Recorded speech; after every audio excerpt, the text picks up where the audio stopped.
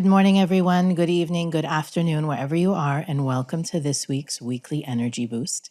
My name is Elisheva, and today David and I are going to delve into the mystery behind why it's so much easier to invest in our egos and in our bodies and in our physical reality than it is on our souls.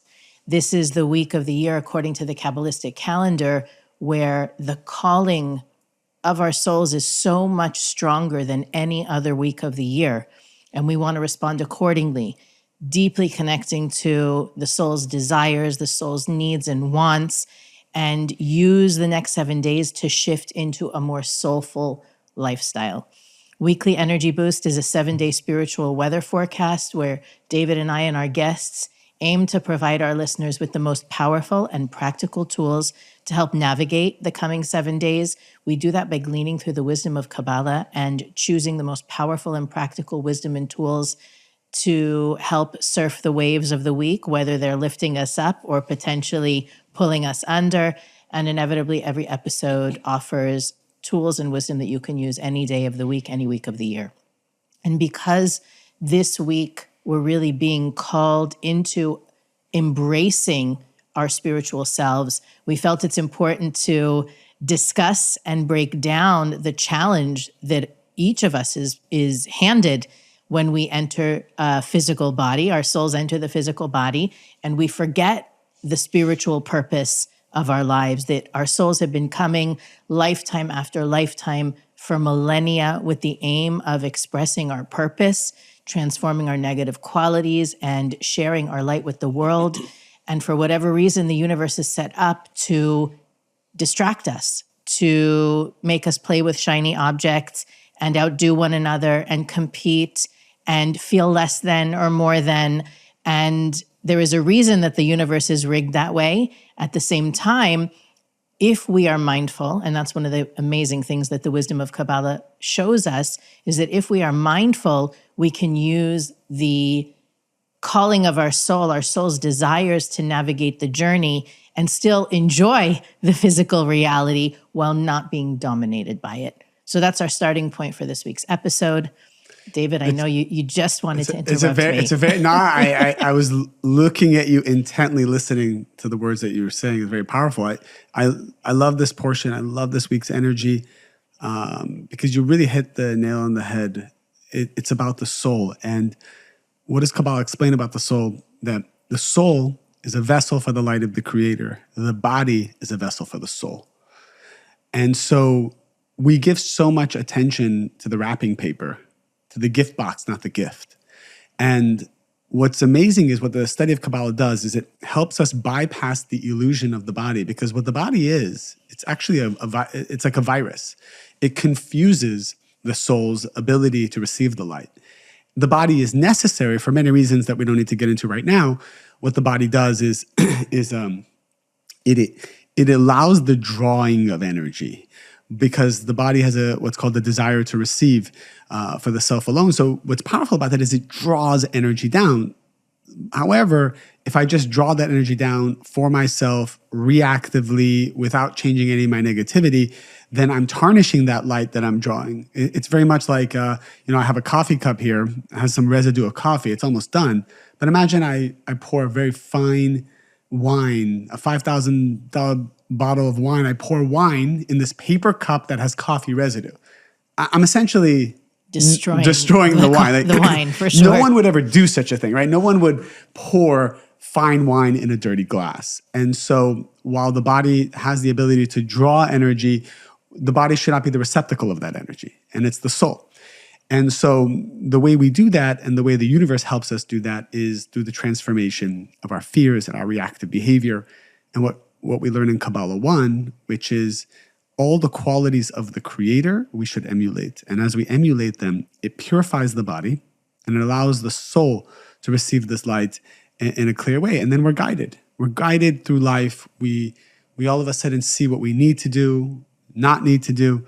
I always say it's kind of like, imagine you had glasses on, and these glasses could show anyone that you should not speak to or have a relationship with or do business with. They would look like black in the glasses, like it would be like a dark spot on them.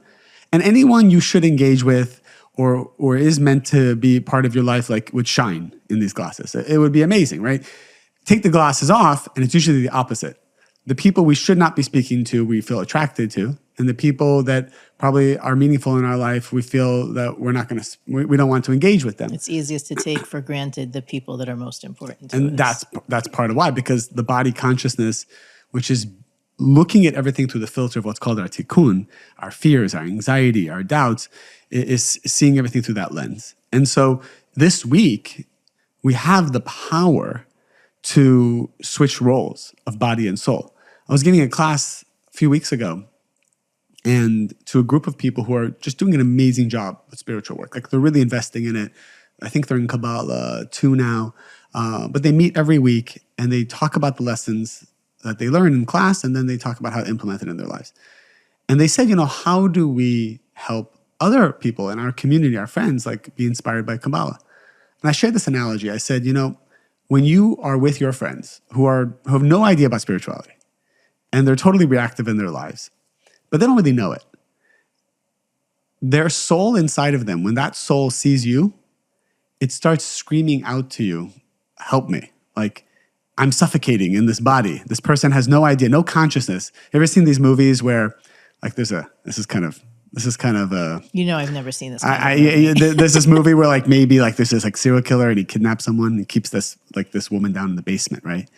And then all of a sudden, a cop gets a tip about coming to that door and knocks on the door, and the serial killer just appears very normal, and the house is very normal and quiet. He opens the door, "Hi, officer, how are you?" And the officer's kind of looking inside and, like, what's going on? Like, has no idea that there's a kidnapped person in the basement, right?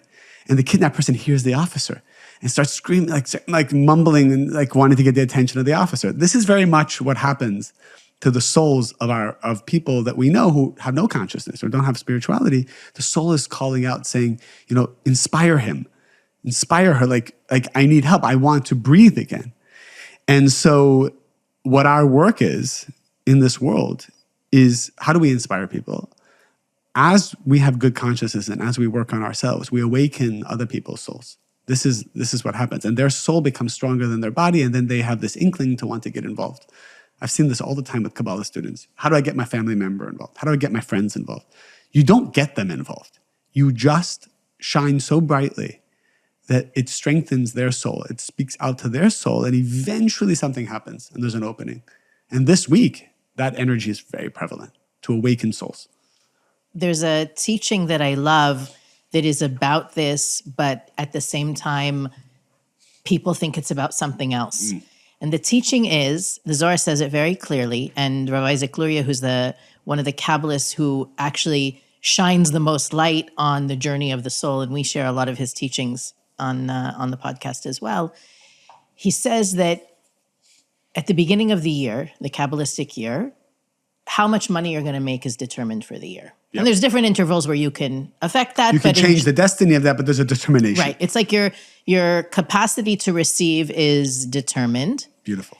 Except the money which you will spend on your spiritual connections. So a lot of people say, okay, so what that means is that I can go to psychics, I can buy books, anything I'm going to spend on, fancy foods in these events. I'm going to invite a lot of people over. I have carte blanche there. It's not going to be taken out of my yearly account. To me, what that says on a more profound level is there is no limit to what we should be investing in our spiritual life, in our soul, in our growth. And I threw out there, like, the idea of psychics, because I know people who spend so much money going to psychics, sometimes a specific one for every little thing, sometimes, psychic roulette. And the goal is not to be more in touch with our soul. The goal is to feel more in control, to know what's going to happen. And any part of your spiritual journey that you are throwing money at for the sake of having more assurance, being more calm because you think you understand the next step and the next step and the next step, it's not actually an investment in your spiritual life, in your soul. And I think part of this week's energy, that calling, like you said, David, that there are people everywhere around us who are basically trying to get our attention so that we will shine toward them. The reality is our own soul is asking for that investment. Our own soul is saying, not can you spend money on a retreat so that, you can live and have a silent 7 days and hear more of you, but it's really the accounting that comes from how can I be more mindful about how much I invest in my spiritual journey versus how much am I investing in my material journey. And I think it's very easy to throw money at things, right? To be excited about something and throw money at it, or even reactively, like there's chaos. I'm going to spend whatever it takes to solve it. I'm going to have consultants and professionals and everything look at it, and then we'll know what we're going to do, versus investing in me being more in touch with what's important to me. And that doesn't, I know I joked before about the psychics and the books and whatnot. There is a part of it that requires investment. It doesn't need to be expensive. But I think that the purpose of this whole conversation is that we'll look at how much of our energy, which includes money, which includes time, which includes attention, is being directed toward our spiritual lives versus our physical lives. So, sometimes I say to people, if you're going to the gym and you're going to spend an hour on your workout, your ears are not working out. You can be listening to a class, you can be listening to a seminar, you can be feeding your soul consciousness while you're taming your physical body. But the fact that the Kabbalists say, and I know I've shared this before in episodes with a different theme, but the Kabbalists teach that the number one relationship in this world for us is the relationship with the Creator. We, as human beings, if we're honest, we spend 90% of our lives on the relationships with everybody else. And then maybe at night, we might have a talk with God, or we may designate 1 week of the 1 day of the week for talking to God, or we may designate 1 day of the year for talking. The truth is, and I shared this with a student recently, the challenges that she's going through in her relationship, even though they're meant to be healed between her and her partner, they're really there to help her get closer to the Creator. That every challenge in our life is there to get us to get closer to the Creator. And even if you have a newborn baby and you feel like you don't even have time to shower, that predicament is supposed to help you have a better relationship with the Creator. So when you take what Kabbalah says about challenges, what it says about energy investment, spending, all that stuff, we like, this is the week that we can finally download the backwardness, the realization that it literally needs to be the opposite, that it shouldn't be 90-10 physical, spiritual. It should be 90-10 spiritual, physical. That's beautiful. I was speaking to somebody also a few weeks back, and one of the things that we were talking about is this person, before they studied Kabbalah, everything's kind of going well in their life. They have beautiful family and marriage and children and a successful career. But after studying Kabbalah, he's seeing miracles all the time, and he's feeling this like euphoria and this joy. And I said, nothing physically in your life has really changed, but you're so much happier. Were you this happy prior to studying Kabbalah? And he said, no. And what's interesting is, and I'm curious how many people listening to this can relate. There's a lot of us, and I know I'm guilty of this as well, where every time we're looking for fulfillment and light through achievement. So every time you achieve something new, there's this pleasure that comes. There's a dopamine that comes on a physical level and a spiritual pleasure that comes. And so we get addicted to that. And we want to keep achieving more this, more that. Even in spirituality, like it can happen as a teacher, more classes, more students, helping more people. How do we bring this wisdom to more, right? But really, every time there's this concept of getting more, the Zohar explains, is actually being governed by the negative side. Because what the negative side does is it just keeps making you chase this dream that a fulfillment will come through achievement of more. But what you get just a little sample, you get a little taste, but that's enough to keep you going. However, what I remember Michael Berg talked about many years ago, instead of looking for more, that's fine to look for more, but the real fulfillment will come from going deep. Meaning, if I, again, drink this coffee, technically all the pleasure in the whole world should exist in the sip of this coffee. And we've seen this with our teacher, Rav Berg, that even when he would eat food, the way he would eat, it was a very mystical, spiritual experience. It was so deep. It was almost like he was experiencing endless pleasure. Relishing every sip and every bite. Right. And there are people who relish in their food and say, oh, this food tastes great. He was actually experiencing the energy of a soulmate, the energy of wealth, the energy of fame, like all the things we all chase in life, he was able to experience just by, drinking a coffee. Michael Berg said, even when you turn the doorknob, within just that doorknob, you should feel like endless pleasure. Because if the light is everywhere and the light exists in everything, it just looks like it's fragmented. I need to go to Bali to experience a vacation. I need to go to Mexico. I need to go to Barbados. All of these things, if I need to go somewhere to experience something, technically, Barbados, Bali, the Maldives, France, it's actually right here in your room. And if you can't experience that beautiful Caribbean, Mediterranean trip right here in your room, you are now bypassing the ego. Because what the ego makes you feel is everything's fragmented. You got to make this, you got to go there, you got to be this person, you got to have this many people like you, and now you have an image, and now you have a status, and now you can feel pleasure. But we actually know anybody who actually has all those things, they never actually feel the pleasure. How many people actually go on vacation? It's just short-lived, then you come back and you're suffering again. So it's like, this can't be the solution. Can't be the solution. And people who have a lot of money have more problems, they're more stressed, they have more mortgages, there are more people coming after them, they have more legal issues, they have more lawsuits. It's like, it never ends. So what is the solution? The solution is go deep with everything you have. Be highly present. Go deep. That pierces through the ego. And that's what the soul, you're connecting to the vessel of the soul, not the vessel of the body.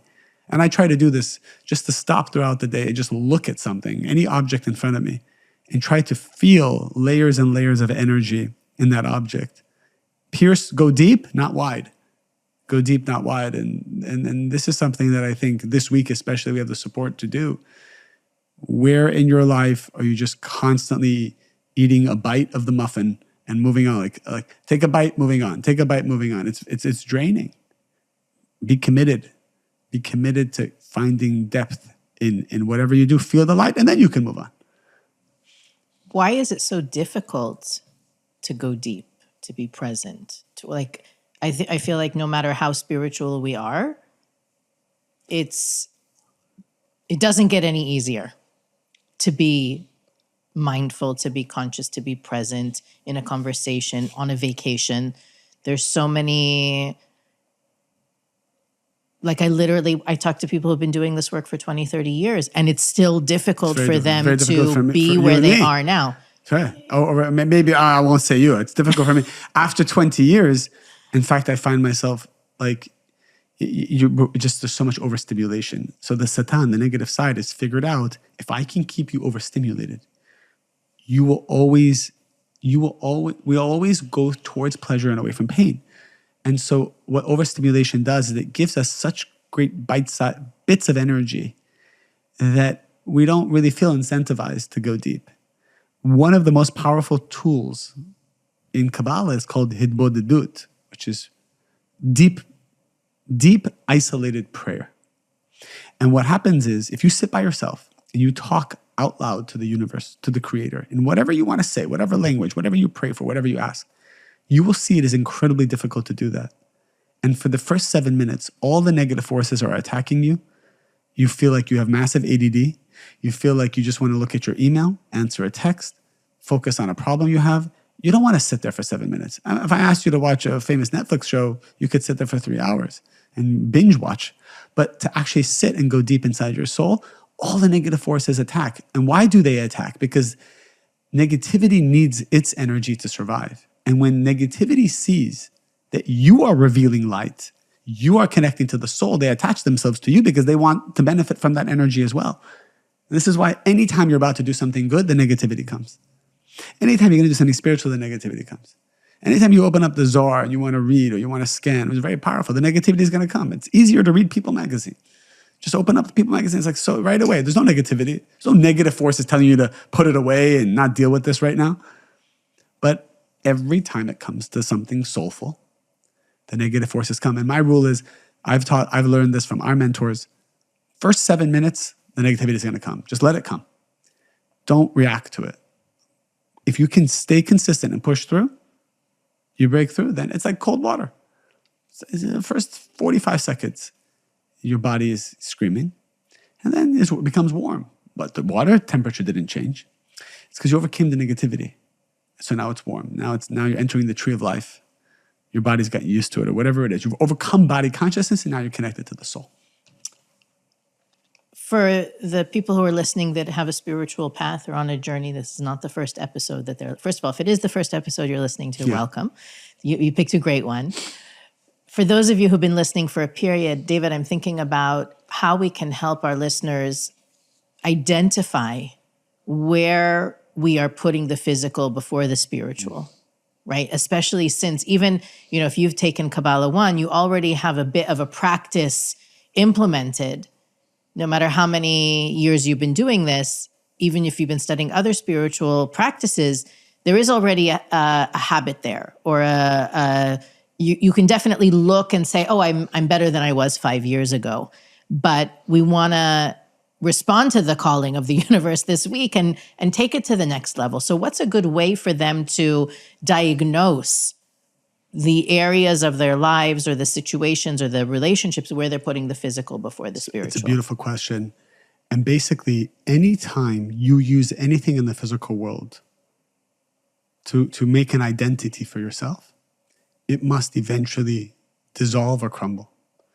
The secret is, every time you receive something new in life, new respect, new wealth, new relationship, new degree. Like imagine you just got a master's degree or a PhD somewhere. It's a new identity. I'm now Dr. So-and-so.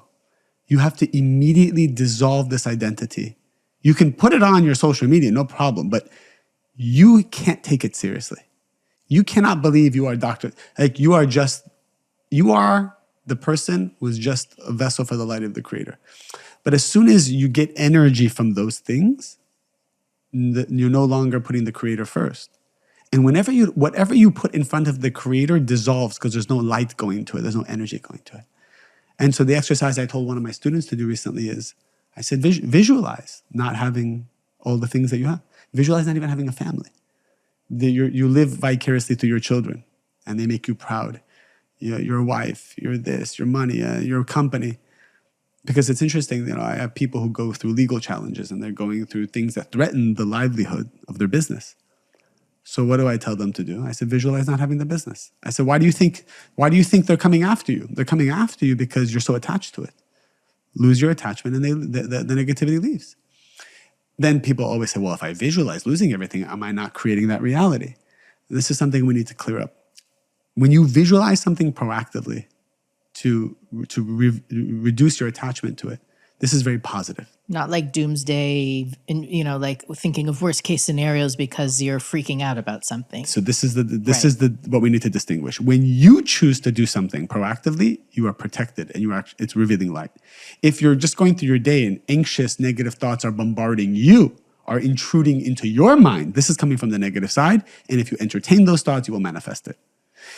Rav Ashlag says, if you choose to look at your negativity and you choose to break free from it, this is very proactive and you can meditate on it. If it's coming to you reactively, not by choice, this is the negative side, and you should not sit there and entertain those thoughts. Mm-hmm. I'm smiling as I'm listening to you because I thought, how would I answer that question? And my answer is exactly the same thing, but at a different angle. My answer would have been, if you're concerned about optics, right, which is another way of saying, it's your identity. You're known as, or you identify as, and you take away that visibility. That's not who you're known as anymore. If you're busy trying to make things look good or one up other people, or even, it's something, it happened to me a number of years ago where a friend of mine pointed out that one of the reasons I am showing up to work, before time and doing all of these like excellent employee practices is not because I'm an excellent employee, but because I'm trying to show other people, I'm trying to be a good example. What's wrong with trying to be a good example for other people, right? But because it's really managing how things look, it's not coming from a proactive place, it's coming from a reactive place. And if you're trying to manage how things look or how things seem or the narrative, or you're trying to control the PR about something that's happening, then you're putting the physical before the spiritual. And I use that example because it's a spiritual thing, right? I'm trying to help other people up their game by showing them how to show up in life or how to be the best version of you. It means, everybody's read it in every productivity book. Show up 5 minutes before you actually need to be there, right? Be the first one in the room. But if you're doing it because you want everybody to see you were there before them, or you want the title of, I get here before everyone else. I'm the one who puts the lights on. I get in and I turn on the AC and the lights. It's not the reason to be showing up before everybody else. So looking at your life and recognizing where you put the image before the essence is another way of saying where you're putting the physical before the spiritual, where you are trying to control the narrative. And I think that if we can all, like David said, let go of those titles, those appearances, those narratives, those stories, we will see a deeper connection to what we are doing and who we are doing it with naturally emerge. Final thoughts, David. Final thoughts. This is the week, two things that they're opening for. Proactively meditate and visualize a detachment from everything that's giving you an identity. It's very healthy to do that all the time. You bring life and immortality to all the things that are in your life. If you don't do this visualization, you're stealing light and energy from it, and you're putting it in front of the creator. And so we're limiting our potential. And so the creator, then the universe causes a dissolving of those things in order for us to reach our highest potential. And the second thing is there is an opening to connect to the souls of other people. There are people who you want to bring closer to spirituality or higher consciousness. Think about them, put the energy out there. I would even say, talk with them not in a very casual way. Share with them miracle stories you're having, because I think the soul is calling out this week to receive messages of how to get closer to the light. Absolutely. And on that note, I'm starting a Kabbalah one here in Los Angeles Tuesday night. So if you're listening Monday and Tuesday, I would love for you to be my guest for that matter. If you're listening any other day of the week and you missed the first class and you want to come for the second class, send me a message, write to us through weeklyenergyboost.com.